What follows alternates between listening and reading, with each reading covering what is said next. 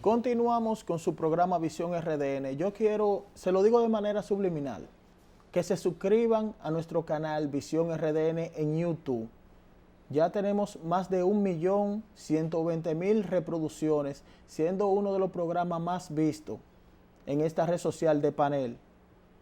Recuerden entrar, ahí lo ven en pantalla, Visión RDN. Usted va a entrar donde dice activar en la campanita, le va a dar activar y este programa le va a llegar en tiempo real.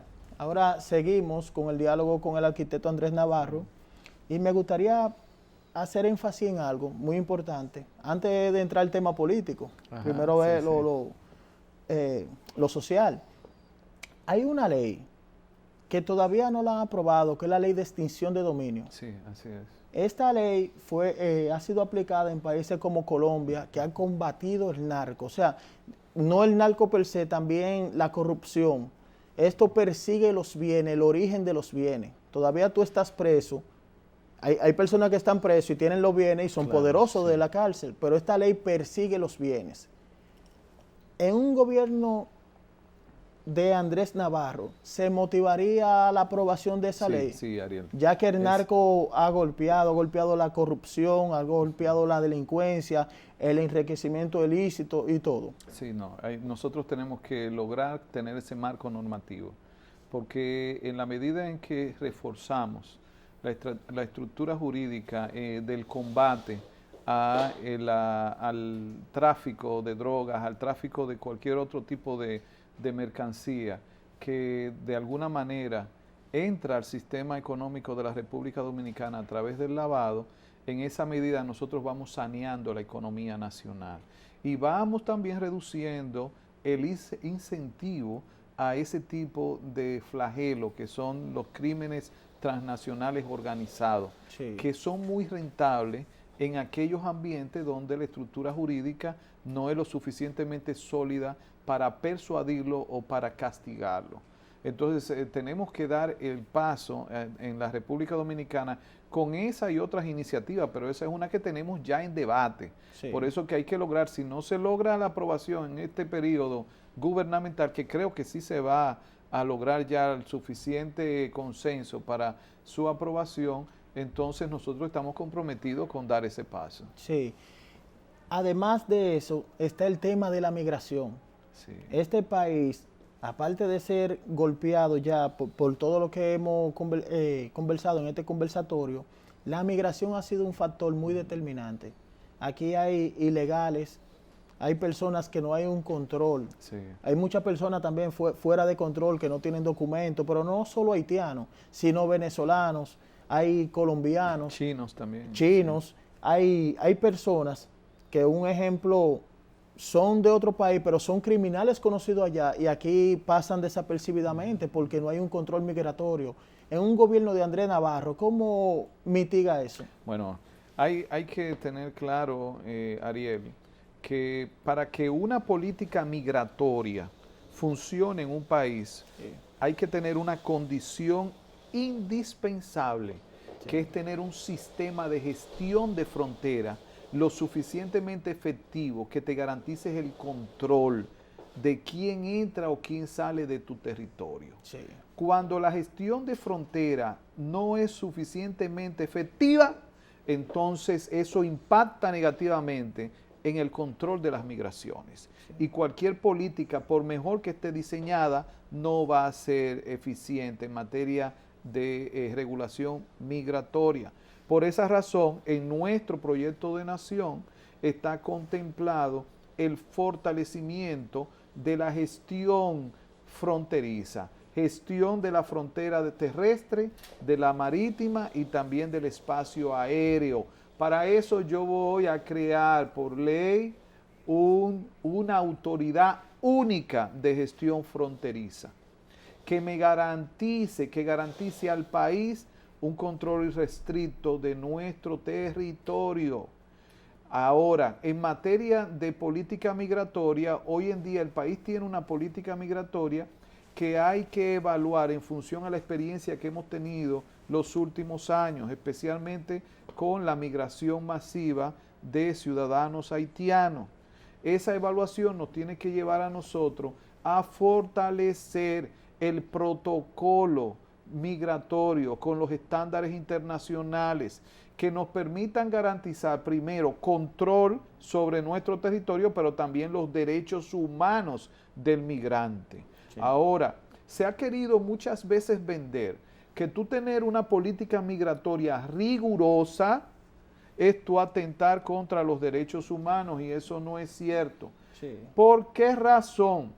Para yo como gobierno garantizar los derechos humanos del migrante, yo tengo que tener control sobre el migrante. Sí. Cuando un gobierno no tiene control sobre los migrantes, entonces no puede garantizarle derechos humanos. Yo soy altamente comprometido con la garantía y la promoción de los derechos humanos en nuestro país, para cualquier ser humano, no importa su condición. Pero para yo garantizar eso, entonces tengo que asegurarme desde el gobierno que voy a tener un control efectivo de las fronteras y también del tránsito migratorio dentro de nuestro país. Sí, hay temas que se van concatenando, sí, porque un tema a la otro. Así es. Y se van uniendo. Claro. Hay un tema fundamental. Ya usted explicó lo de la corrupción, sí, habló ya del tema de la migración, pero hay un flagelo que es el que realmente golpea a la sociedad directamente, sin piedad, que es el de la delincuencia. Sí. Según organismos internacionales, per cápita, o sea, cada 100.000 personas, hay una alta tasa de asesinatos. Sí. En República Dominicana. ¿Cómo Andrés Navarro combatirá eso? Pero usted puede definir un plan, pero en lo inmediato, si Andrés Navarro es presidente ahora mismo, en lo inmediato, ¿qué hace Andrés Navarro con ese flagelo? Ariel, inmediatamente lo primero que me voy a disponer es de fortalecer las instituciones que tienen que ser líderes en el combate a la delincuencia. Y esas instituciones son el Ministerio de Interior y Policía, que hoy en día lo que tiene es una ley de 1956 de la época de Trujillo. Sí. Con un marco normativo como ese, una institución no puede darle frente a ya casi 2 décadas del siglo XXI. Sí. Ese es lo primero. Entonces voy a renovar el Ministerio de Interior y lo voy a convertir en el nuevo Ministerio de Seguridad Ciudadana y Gobernanza. Seguridad ciudadana para dar un clima de paz, gobernanza para garantizar el control en el territorio. Recuerden que el mismo Ministerio de Interior es el que debe administrar la política migratoria. Sí, correcto. Entonces va a ser el nuevo Ministerio de Seguridad Ciudadana y Gobernanza que nos va a dar a nosotros, que va a promover un ambiente y va a garantizar un ambiente de sosiego, que los muchachos puedan andar en la calle sin el miedo a ser atracados. Porque el crimen común que está, oigan bien, está protagonizado por jóvenes entre 14 y 22 años. Sí. Esos son la mayoría de los delincuentes comunes, son muchachos. Y entonces tenemos que hacernos la pregunta, ¿por qué un niño a los 14 años se ha convertido en delincuente? Sí. Hay que dar una respuesta concreta a eso y seria. Entonces, cuando nos damos cuenta, en ese periodo de edad de la persona, la policía no tiene competencia. La policía no tiene competencia sobre los niños, sobre los adolescentes. Así es que este ministerio, este nuevo ministerio, va a trabajar con aquellos factores que generan, que van construyendo al delincuente, como son las familias destrozadas. Miren, los muchachos que delinquen, los delincuentes de la calle, aquellos que atracan, que roban o que matan, tienen una característica en común, vienen de familias destruidas. Sí. Entonces tenemos que trabajar con eso. Por otro lado, con el ambiente del barrio. ¿Qué pasa al interior de un barrio que se generan delincuentes? Es el tráfico de droga intestina, la ausencia de oportunidades de empleo, la carencia de instalaciones deportivas, la poca promoción del arte y la cultura. Entonces, todos esos factores los vamos a ligar para tener una política de seguridad ciudadana que ataque a la raíz del problema. Y por otro lado, la otra institución que debe liderar un aspecto es la Policía Nacional. Le hicimos una ley nueva a la policía en el año 2015, una ley que no se ha aplicado en su justa medida. Una academia de policía que da pena, que da vergüenza por la ausencia, la falta de inversión, de tecnología para entrenar a esos jóvenes que entran en el cuerpo policial. Entonces yo voy a intervenir todo eso con recursos, con tecnología, con transformación institucional para que tengamos una policía más honorable, más respetada, más querida por la población y más responsable de garantizar la integridad física de nuestra gente. Arquitecto, en ese mismo tenor, pasó algo en la sociedad que impactó de manera negativa, porque hay que hablarle de los problemas. En esto consiste este conversatorio, por eso lo invitamos, para que la gente sepa cómo Andrés Navarro puede resolver los problemas vitales de la sociedad. Yo te hablo del tema migración, el tema corrupción, el tema de la delincuencia, pero hay un tema que se relaciona también con la delincuencia. ¿Qué pasó? Están hablando de una reforma al Código Procesal Penal, porque se entiende que el Código Procesal Penal en un sentido está débil. Me baso en el caso de Chaman Chacra, no sé si recuerda ese caso de un joven que asesinó su esposa, la esposa estaba embarazada, sus dos hijos, y asesinó, fue tan sádico que asesinó hasta un perrito que tenía. Entonces, si en otro país del mundo, con el cúmulo de pena, que no existe en la actualidad en nuestro código, pero en la reforma están buscando el código de pena o la pena extrema, que es la pena de muerte, pero como no hay una legislación segura, se van al cúmulo de pena, en donde él por cada persona recibe los 30 años de cárcel, porque fue una matanza colectiva que hizo. En un gobierno de Andrés Navarro, ¿cómo se aplicaría y cómo sería el régimen de consecuencias? Porque hace falta un régimen de consecuencias. Hay muchas leyes, pero no hay régimen de consecuencias. Me gustaría que usted edificara el público y le dijera. Ariel, hay que separar lo que es el Código Procesal Penal de lo que es el Código Penal. Lo que está en debate ahora y lo que es urgente en el Congreso es la aprobación del Código Penal, porque esa es la madre, digamos, es la estructura jurídica para combatir y castigar el crimen. Luego hay que, una vez aprobado el Código Penal, hay que replantearse el Código Procesal Penal porque ya es el instrumental, la carpintería de cómo llevar esas categorías delictivas a sus penas correspondientes. Entonces, en el Código Penal es urgente que se apruebe porque muy bien como tú planteas, el Código Penal actual ya no está en capacidad de dar respuesta a las tipologías de crímenes que hoy se dan en la actualidad en la República Dominicana, y también las sanciones que establecen son muy ligeras para la atrocidad de los crímenes que cada día vemos acá. Por ejemplo, los crímenes cibernéticos, es decir, a través de las redes, no están identificados como una categoría penal delictiva en el código actual. En el nuevo, en el que está todavía sin aprobar, sí ya aparecen. Entonces es más fácil castigar y persuadir de ese tipo de crímenes. Pero como bien tú dices, la acumulación de pena para determinados crímenes es indispensable, porque la magnitud de un homicidio no puede ser castigada de manera igual cuando se trata de una persona, de una serie de factores condicionantes, o cuando se trata de un hecho deliberado y masivo, ¿no?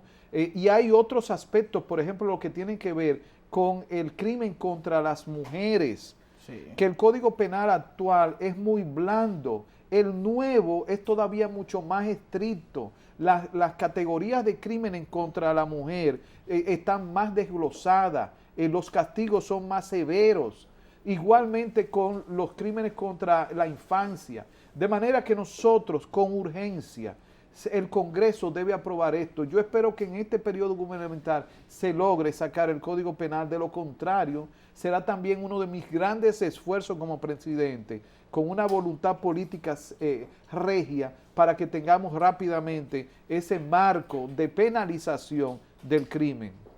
Y en el sistema carcelario, ¿cuál es su propuesta y cómo Bueno, actuar en ese sentido? Por un lado, el sistema penitenciario del país, yo lo voy a sacar de la Procuraduría. ¿Lo va a dividir? Sí, separarlo, para que Separarlo. el procurador no esté entretenido administrando cárceles, cuando lo que debe estar es focalizado en la investigación para reducir la impunidad en nuestro país. Sí. Ahora, quien va a administrar el sistema penitenciario va a ser el nuevo Ministerio de Seguridad Ciudadana y Gobernanza, que sí le corresponde la administración, funciones administrativas.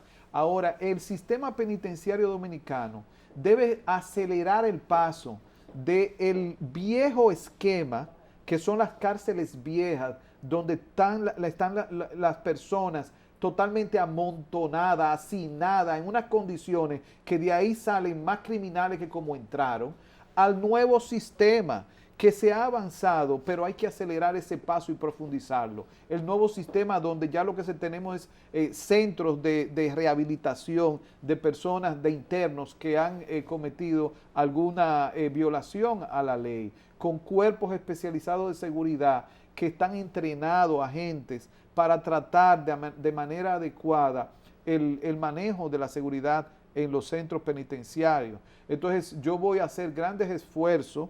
Conozco bastante bien el sistema penitenciario de nuestro país, sí, porque cuando se originó la primera experiencia fue a través de un programa que yo dirigía, que es el programa de reforma y modernización del Estado con fondos de la Unión Europea, y eso me dio a mí conocimiento de origen del nuevo modelo. Sí. De ser presidente Andrés Navarro, ¿seguiría el acuerdo con China? ¿Y, Claro, sería Estados Unidos una prioridad en ese sentido? Sí, Ariel. Primero, relación prioritaria Haití y Estados Unidos, por razones diferentes, pero sumamente poderosas, en materia de política internacional, en materia de comercio internacional y de cooperación también. Sí. Ahora, la relación con otros países, incluyendo a China, yo la voy a continuar fortaleciendo, porque la República Dominicana, hay que acordarse, es un estado insular. Nosotros somos un país cuyo territorio es una isla.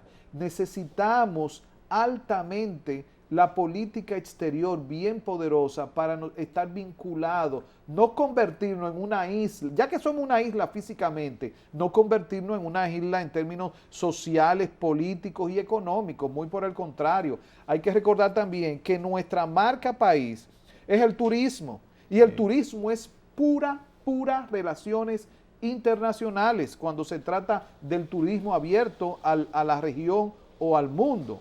Por esa razón es indispensable que la República Dominicana siga fortaleciendo su política exterior, robustecer sus misiones, embajadas y consulados en todo el país. Pero por otro lado hay que recordar que hay alrededor de 2 millones de dominicanos viviendo en el exterior. Sí. Y depende mucho de nuestra relación con política económica y social con esos países para garantizar los derechos de nuestra gente, no importa en qué lugar del mundo se encuentre. Sí. Arquitecto, vamos a ir a una pausa y regresamos para entrar en el tema político, que es el que la gente también está esperando. Vamos a una pausa.